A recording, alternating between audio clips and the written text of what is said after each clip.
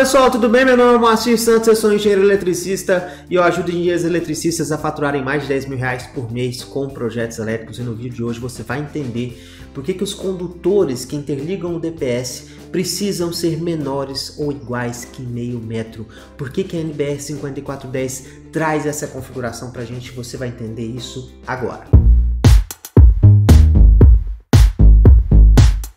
Então a primeira coisa que a gente tem que ver é aonde a norma fala isso pra gente. A gente vai ver a 5410 aqui no item 63529. Ela vai trazer pra gente o seguinte: o comprimento dos condutores destinados a conectar o DPS, que é o dispositivo de proteção contra surtos, né? Tanto nas ligações fase DPS, neutro DPS e DPS proteção, devem ser o mais curto possível, sem curvas ou laços. Né? E aí você pode estar pensando, por quê? Por que o condutor tem que ser o mais curto, sem curva, sem laço? Por que isso está acontecendo? E aí ela vai falar para a gente o seguinte: de preferência, o comprimento total, como ilustrado na figura 15A, que é exatamente essa figura aqui, não deve exceder meio metro. E aí ela dá outra opção: se essa distância de A mais B eu não conseguir chegar no meio metro ou menor que isso, eu trabalho com o sistema trazendo o DPS mais próximo possível do BEP. Mas por que essa determinação? O porquê disso? Presta bastante atenção. Na hora de eu ligar o DPS, né, vem aqui com a minha fase e aqui a nossa proteção vai para o nosso barramento. Esta soma aqui, ela não pode ultrapassar meio metro. Ou seja, ela tem que ser menor ou igual a meio metro. Né? Aqui a nossa instalação elétrica, no qual o DPS vai proteger. Lembrando que o DPS ele protege os equipamentos desta instalação elétrica. Protege equipamento em que sentido, Moacir? Contra surtos elétricos que vão passar por aqui. Né? E uma coisa que tem que ficar bem clara agora aqui para vocês.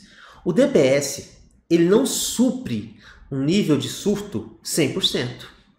Ele tem um limitador, ele limita esse surto a um determinado valor. Nossa, Moacir, mas aí o meu equipamento, o que vai acontecer com o meu equipamento? Meu equipamento vai suportar este surto? Deixa eu explicar uma coisa para vocês. Isso está na 5410, na tabela 31, vou mostrar daqui a pouco. Os equipamentos eles têm um nível de suportabilidade de surto transitório. Então eles suportam surtos em kV, determinados surtos em kV, muito rapidamente. A função do DPS é fazer com que o nível que ele suporte não ultrapasse o nível que ele suporte de surto que está chegando. Né? Então vamos supor que o equipamento ele suporta 1,5 kV de surto. O DPS deixou passar para a instalação 2. Isso significa que o equipamento pode sofrer danos em relação a isso. Tá? Então é esta a ideia.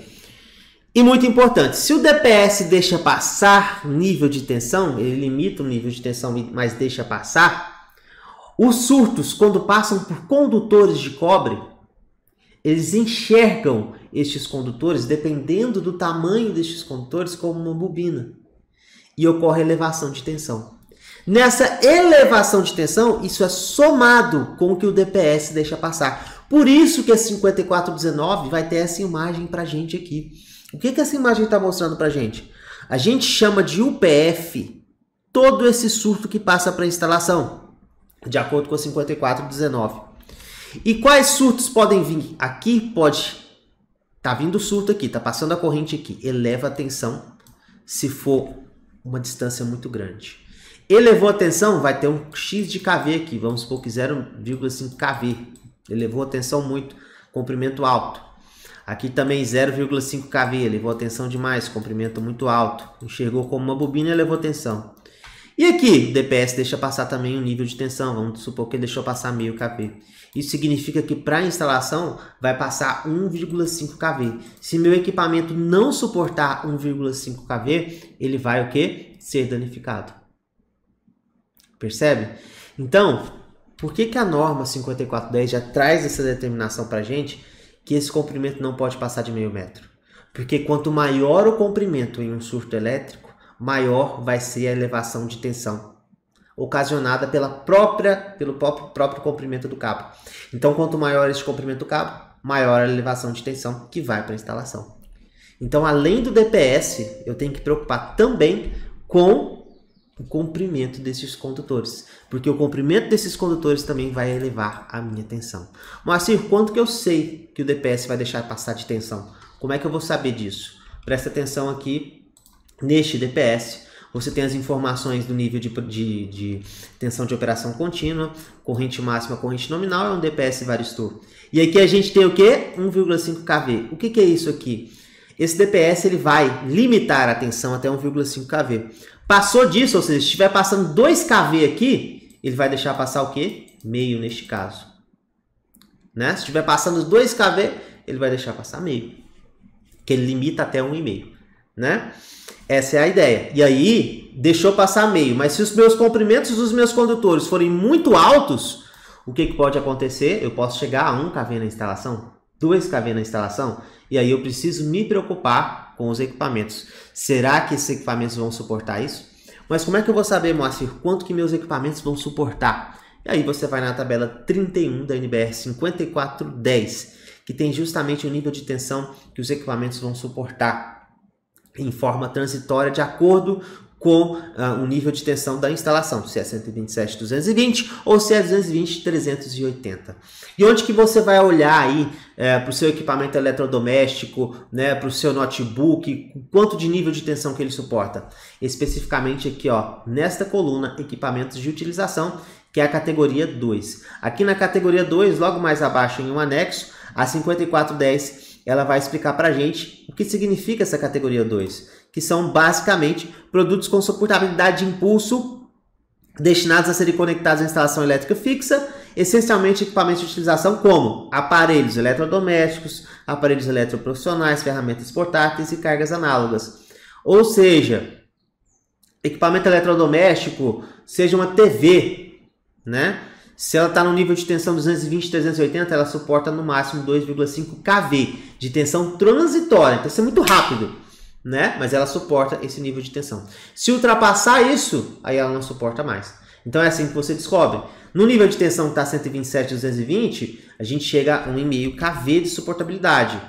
E aí, se eu estou trabalhando com DPS, o DPS deixou passar para a instalação meio, porque ele tem um limitador de tensão de 1,5, passou 2. Deixou passar meio, mas se os comprimentos dos meus condutores estiverem maior que meio metro, eu posso chegar a 1 kV na instalação. E aí eu chego a 1,5. E aí o risco desse equipamento ser danificado por causa disso é grande, tá? Por isso a preocupação da NBR 5410 justamente com esse comprimento dos cabos. E aí vem mais uma coisa que pode afetar: a utilização de fusíveis ou disjuntores de backup antes dos DPS. Como assim, Moacir? Isso pode afetar em alguma coisa no nível de proteção em KV? Sim. Se você utiliza fusíveis, ele não vai enxergar, o surto não vai enxergar esses fusíveis como uma bobina e não vai levar atenção. Mas, se você trabalhar com disjuntores, dentro do disjuntor tem uma bobina e pode também ocorrer elevação de tensão aqui nesse disjuntor. Se ocorre elevação de tensão nesse disjuntor, somado com a elevação de tensão dos comprimentos dos cabos, se forem maiores que meio metro, isso pode ser bem maior, somado com o que o DPS deixa passar, pode afetar meu equipamento da mesma forma. Isso significa que, se você não dimensionar corretamente o seu DPS, pode ser que de nada adianta você inserir o DPS lá dentro. Se o comprimento do cabo está alto, se você está utilizando o disjuntor também, com isso tudo somado, se você está fazendo curva, né, para chegar nesse DPS, que nem a Norma falou, se não está sendo retilíneo, quanto maior você fizer isso, mais a elevação de tensão vai ser maior, e isso pode chegar nos seus equipamentos, e o seu equipamento também, às vezes, não vai suportar, né? Isso é muito importante. Por isso que os fabricantes indicam a utilização de fusíveis de backup ao invés de disjuntores. Primeiro eu quero só relembrar vocês o seguinte: se você está, como a gente diz aqui, né, se você está boiando nessa determinação minha, no que eu estou explicando aqui para você é o seguinte: eu preciso trabalhar com fusível e disjuntor antes do DPS, justamente porque se esse DPS falhar, ele vai gerar um curto fase terra. E quem protege contra esse curto? O disjuntor. E aí eu sou a favor de trabalhar com um disjuntor para cada, um fusível para cada DPS. Não dessa forma aqui, trabalhando com um disjuntor tripolar. Porque se eu quiser fazer manutenção em um, eu faço manutenção em um. E não elimino a proteção dos outros dois. Isso é bastante importante, tá? Mas, É exatamente por isso que a gente utiliza um dispositivo de proteção contra sobrecorrentes, no caso um fusível e um disjuntor, antes do DPS, para justamente, em caso de falha do DPS, não fechar um curto fase terra e eu não ter nenhum dispositivo para proteger isso. Só que, voltando para o nosso surto, né, para a nossa elevação de tensão, o fusível ele não tem essa questão e esse problema de elevação de tensão. O disjuntor já tem, porque tem uma bobina lá dentro. Então, os próprios fabricantes, inclusive esse aqui é um catálogo da Siemens, vão trazer isso para a gente. Ó. Recomendamos o uso de fusíveis uma vez que possui menor queda de tensão. Aqui eles falam menor queda de tensão. Mas, na verdade, a tensão ela vai fazer o quê? Ela vai elevar à medida que você aumenta o comprimento do cabo, né? E garantem uma melhor proteção. Então, recomendamos o uso de fusíveis, né, ao invés de disjuntores, justamente por isso, porque dentro do disjuntor tem uma bobina e ocorre a elevação de tensão da mesma forma, tá certo? Então temos que tomar bastante cuidado com isso.